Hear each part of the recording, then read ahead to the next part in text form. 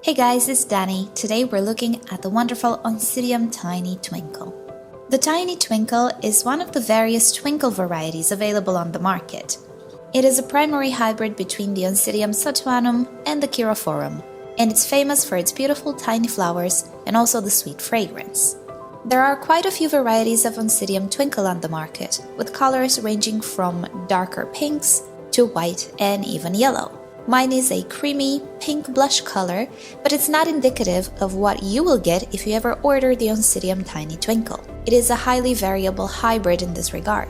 Fun fact, the Oncidium Twinkle is related to Oncidium Cherry Baby, the famous chocolate orchid. They actually share a parent, the Oncidium satuanum, which I believe gives this beautiful sweet scent to both orchids. The Oncidium Twinkle vaguely resembles the Cherry Baby, so do not expect a chocolate fragrance, but do expect a very sweet syrupy scent. I do know it can be overwhelming for some people because not only is it very sweet, but it's also quite powerful. So keep that in mind before considering purchasing this orchid. However, the fragrance is one of its best features, along with the multiple inflorescences, which make for an abundant flower show. Flower spikes are not very tall and they tend to be rather flimsy, so it's not uncommon for the flower spikes to bend under the flower's weight, giving this beautiful pendant look to the inflorescence, which I personally adore. I like pendant flower spikes much more than straight ones. It's hard to count the amount of flowers on each flower spike, but I will guess it's about 30. P.S. I actually did a thing after filming this video. I was curious to see if my orchid has 100 flowers, because that would make for a very nice title. So I did my best to count the flowers and I counted 153, and I'm pretty sure I missed a few. So definitely my orchid has 153 flowers, and it's not even a very big specimen. Can you imagine with age how many blooms this orchid can produce? I think that is absolutely wonderful. As the name suggests, the Oncidium Tiny Twinkle is a Oncidium, not an intergeneric orchid. It produces pseudobulbs, which act as storage devices for water and nutrients.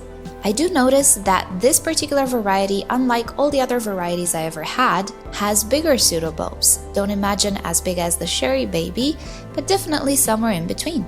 Overall, this orchid is a medium-sized one, and the leaves are very typical for Oncidiums, not very glossy, not very flimsy. My orchid is around 30 to 35 centimeters in height, and it will not grow taller than this, but it will develop more on a horizontal level. It will become bushier in time as new pseudobulbs are created. It can produce anywhere from 1 or 2 new pseudobulbs per direction of growth per year. Like other Oncidiums, it is prone to leaf tip dieback, especially when it's not watered in time or when it's very hot and dry.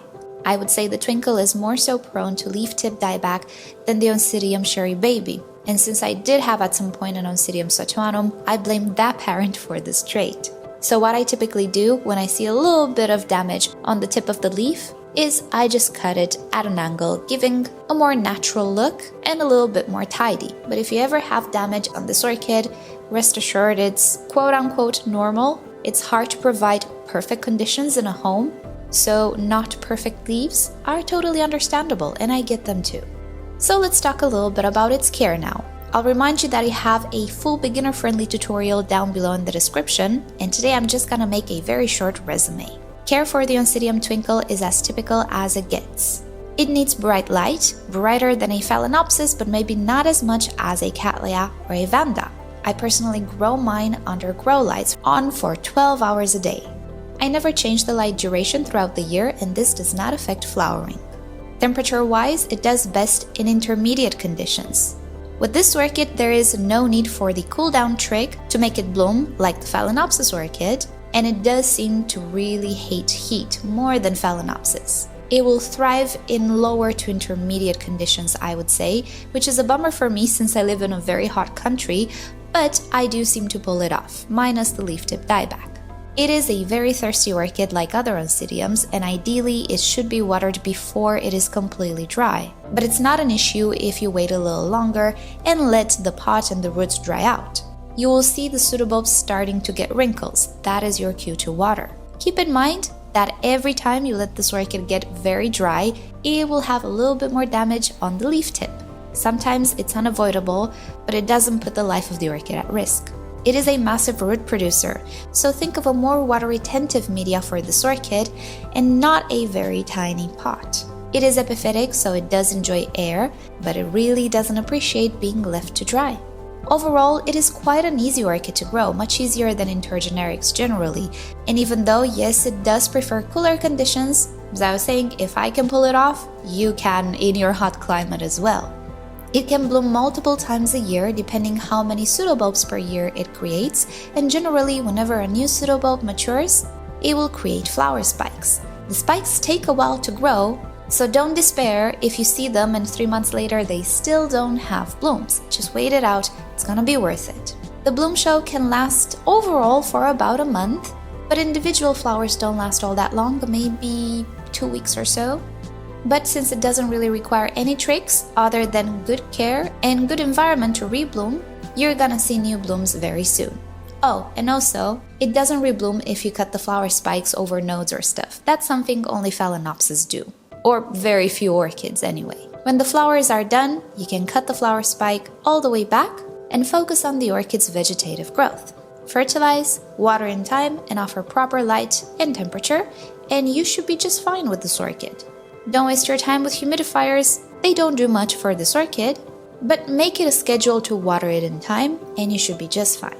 You can find the Oncidium Tiny Twinkle for sale at nurseries generally, but if you're very lucky, maybe sometimes even in flower shops. I found at some point many years ago some twinkles in the flower shop, so it's not impossible, it's just unlikely. They are generally quite affordable and absolutely worth a try, so if you ever see one, give it a chance and let me know in a comment how it went for you. And with that said, thank you so much for watching, hope you've enjoyed today's spotlight. And if you have other things to add for the Oncidium Twinkle, please do so in the comments below so we can all learn from you. With that said, hope you have a great day, see you next time, bye!